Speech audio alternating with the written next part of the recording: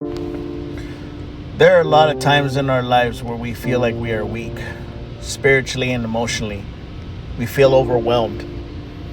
Because of this, 9 times out of 10, even as believers, we pray for God to remove the burden from our life, to make it easier. We feel like that is the solution.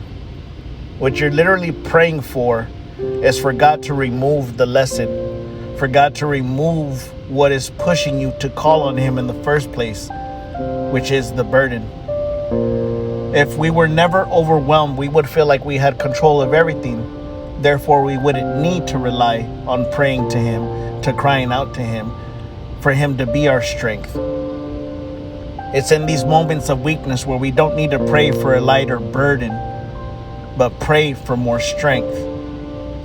I've said this before and I'm going to say it again.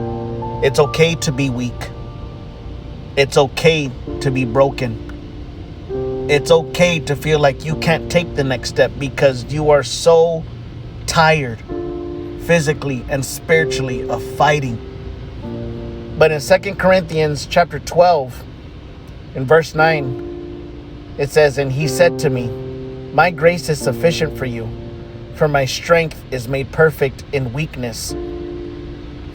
Therefore, most gladly, I would rather boast in my infirmities, that the power of Christ may rest upon me." We have to understand that it's in our weakest moments where His strength is shown, because we realize that we're not doing it on our own. And it's okay. That's the whole point. Jesus cried out to God before He was put on the cross.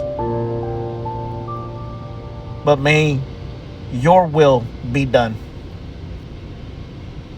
Sometimes we have to understand that us being brought to our weakest points is where God truly shows just how strong He is in our lives.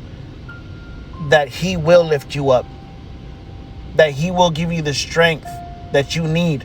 And like I've said before, He will give you your daily bread, just enough to make it through that day. And the next day, you cry out to Him again. You rely on His strength, and you move forward in Him.